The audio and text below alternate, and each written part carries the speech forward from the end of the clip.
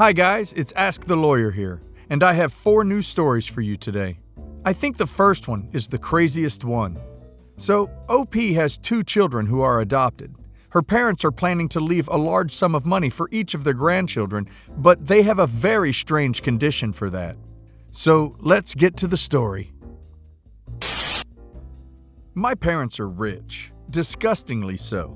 It's mainly old money that was passed down to my dad. I have 2 siblings, both have 3 kids. My wife and I, we're both women, have 2 kids. Our kids are adopted. My parents have apparently set aside a large sum of money for each of their grandchildren. They started off with about $10K, invested it wisely, and the accounts are now closer to $100K each. We have seen proof these accounts exist, and the money matches what my parents said. This money comes under 2 conditions. The first is that each child either goes to a university or gets a job at 18. They are allowed to choose what they do. My parents have no say, but knowing my parents, I doubt they will let their grandkids do something they don't approve of. The second is that all of us, me, my siblings, the grandkids, and the spouses, have dinner with my parents on the 1st of every month. If both of these conditions are upheld, then the full sum of money, whatever it's grown to, is given in full to whichever kid it was meant for when they turn 21. My parents' reasoning for this is that we are in the UK, and tuition fees come to just under $10K a year right now for 3 years of study in most courses. When they are 21, they will have likely finished university and they can pay off their student loan immediately and still have around half left over. If they go into the workforce instead of university, then $100K can buy them a house, no mortgage or anything needed. Here's the catch. There is no money set aside for my children. My kids are 14 and 16. My parents do not view my children as family members because they are not blood related, and we finalized the adoption in 2015, so my parents never knew them as babies. They treat my kids as family most of the time, with birthdays and Christmases, and they're always invited to family functions, including these dinners. But because the money is family money that goes back generations, my parents don't want to give my kids any of it because they're adopted. I am expected to be at these family dinners, because if I don't show, my nieces and nephews don't get their money. My parents seem indifferent whether my wife and kids go. I'm allowed to miss some, but it's like school.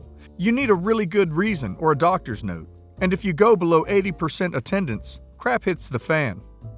The oldest of my nieces and nephews turned 19 in April, so I'd need to go for about 18 months to get her the money. But the youngest of all of them is 10, meaning I'd need to commit to family dinners for the next 11 years for him to get his money. I don't think it's fair that my kids are being treated differently because they're adopted. I also don't feel that going would send a bad message. However, both of my siblings are on board with the idea, and as it stands, I am the only obstacle between their kids and that money. Will I be the idiot for not going? Info.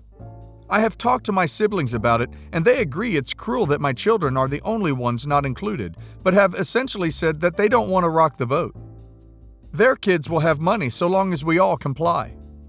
If we argue or do some form of protest, my parents will put the money for all my nieces and nephews straight into their holiday fund, and they'll never see a penny of it.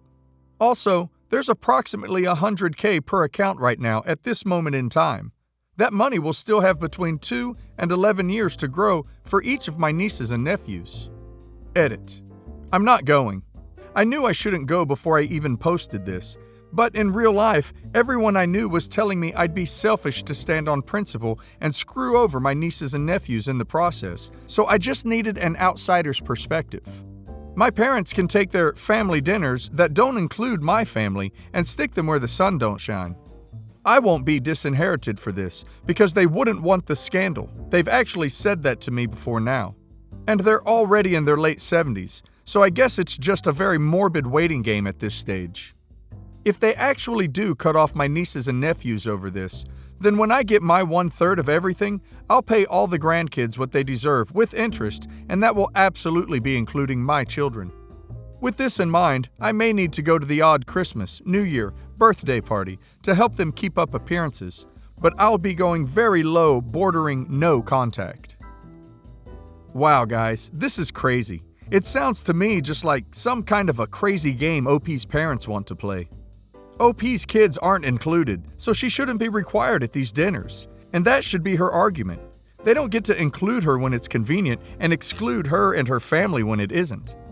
This is weird and manipulative to basically pay people to show up for family dinners. Don't you think, guys?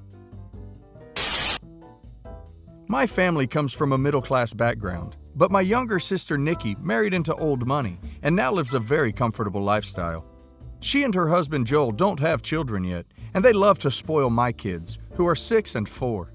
My problem is, every time Nikki and Joel buy my kids gifts or takes us on vacation, Nikki tells them that they should study hard and get straight A's in school so that they'll have a lot of money to buy the things they want when they grow up. I don't want my kids to feel pressured to excel academically, because that's what my parents did with me, and Nikki and I hated it. I also don't want them to grow up materialistic or think that money is the most important thing. The tipping point for me was when my husband Ben and I were looking at TVs online, and I made a comment about how I like a certain model, but it's too expensive. My son said something along the lines of, "Why don't you have the money to buy the TV you like? Didn't you get good grades when you were in school?"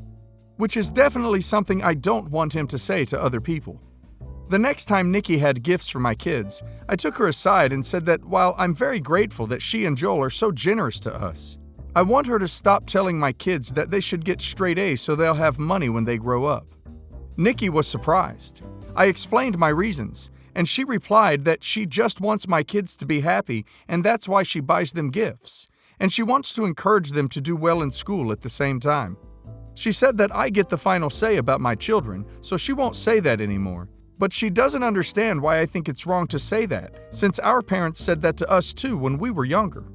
I told her that our parents saying that made me feel miserable because I felt pressured to get good grades.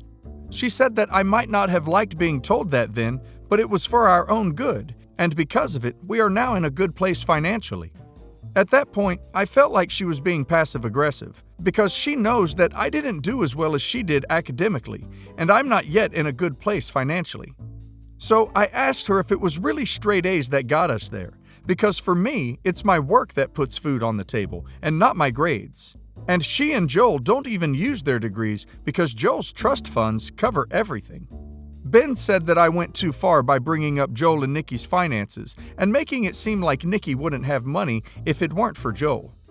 My best friend Kim says it's fair game because it was a fact that I just pointed out, and as Nikki said herself, I get the final say about my children, so she should have left it at that and not asked me to justify myself.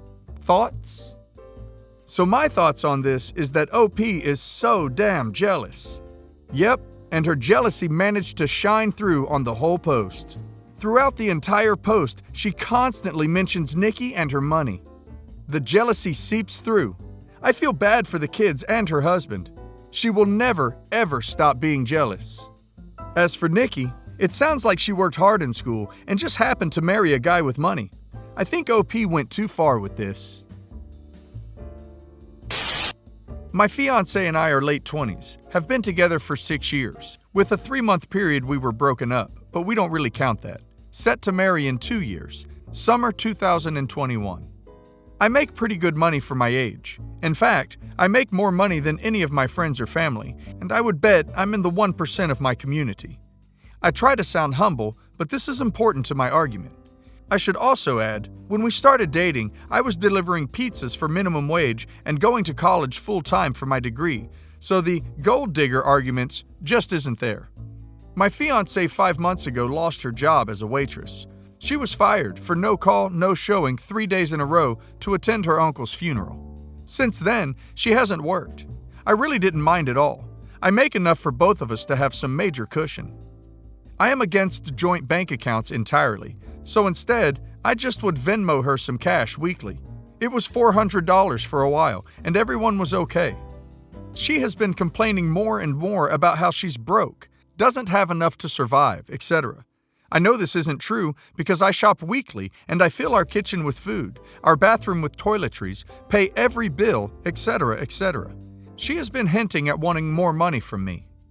I shudder to say allowance, but that's what it seems to be. I told her I would give her more on one condition. She gives me her bank account details so I could see exactly what she was spending it on. I could see the clothes, fast food, and other trinkets she brought home, but I didn't have a clue how she was blowing through all that cash, sometimes in one day, when she only goes shopping once a week with me. She blew up, telling me I wasn't trusting her and how I was the one against joint bank accounts, so I should understand her privacy. Yeah, huge red flags all over the place. I talked to my sister and therapist about this, and they both took her side, saying I was not respecting her privacy when I'm the one that demands it also. Am I the idiot? Okay, so I think this guy can't have it both ways. He can't tell her he'll support her and then be critical about how she spends her money. If they both make the decision that he'll be the sole earner, that doesn't mean she suddenly doesn't have a right for privacy. Do I think $400 is a ridiculous amount? Yes. Do I think he should know each other's finances? Yes. But being equal about it means he has to show his bank accounts too, and they both decide how much each gets. That means including him. If she gets an allowance, so does he. If you think you can't do that with your partner, better not marry them. It can't just be that because he earns the money, he gets to make all financial decisions from now on. My wife and I got engaged about a year ago last October, and my sister announced her pregnancy the day after. But I knew she was lying because she never had any desire to have children and shared she felt it would distract from her career. Fast forward to the wedding last night. Everyone's boozing, having a good time, until it's time for our first dance. My sister takes it upon herself to moan that we shouldn't have had alcohol at the wedding since she can't have any, and about 3 minutes after I made a snarky remark about it, my sister suddenly goes into labor. Of course, my family goes to her aid, many of them rushing her to the hospital, and my parents went to the hospital very excited for the birth of their first grandchild, leaving just my wife's side of the family and a few stray members of mine and our friends in attendance. My cousins make me feel guilty for trying to go ahead with our first dance without my grandparents there. Pretty much after that, it just dissipates due to awkwardness and just an overall uncomfortable feeling. About 1/3 of the wedding party was left. We didn't get to cut the cake like we wanted. We just had it boxed up, and people took home whatever. No sparklers, no wedding bags given. Now the box is just sitting in my living room unused, and to top it off, my sister isn't due for another 2 months, and there wasn't anything wrong with her pregnancy. Everyone's relieved, but it was so ducking bitter. I blew up at her over the phone this morning, just letting off all the steam I've held in. I called her a C, an attention W, basically every curse word in the book. She told me she had bought me a nice wedding gift. Yeah, okay, sure. But I definitely wasn't getting it now. I replied, the only wedding gift I want from her is a noose, and if I never saw her again after years of her nonsense, I'd be fine with that. She says I'm not allowed to see my nephew. I tell her if I had to see her kid, I'd vomit on it. I do feel bad about that one, because her child hasn't done anything wrong, nor has it been born yet. But her pay attention to me attitude is just disgusting at this point. It's my ducking wedding, which she ruined. Money we can't get back from things that weren't used, time, etc. We barely have any photos from the reception, no cake cutting photos, no first dance, unfinished dinner, blah blah, same old BS, and all because she wanted attention. She starts sobbing on the phone, saying she did it to bring the family together more on my wedding day, as if the family wasn't more together at a ducking wedding, and basically admitting she did it on purpose, but for good reasons. She offers an apology. I hang up and block her number. My mom and dad have been trying to call me to get the situation under control. I ignore their calls because I'd rather not yell at them when it's not their fault, and I'll talk to them when I'm ready. Edit. Not sure if this will go over the word count, but my sister definitely got pregnant a few months after our engagement. I think maybe January she had conceived. I feel as if the sister has some sort of narcissism disorder. It's insane she's upstaged the birth of her cousin's children, friends' birthdays. I feel like she can't help it at this point.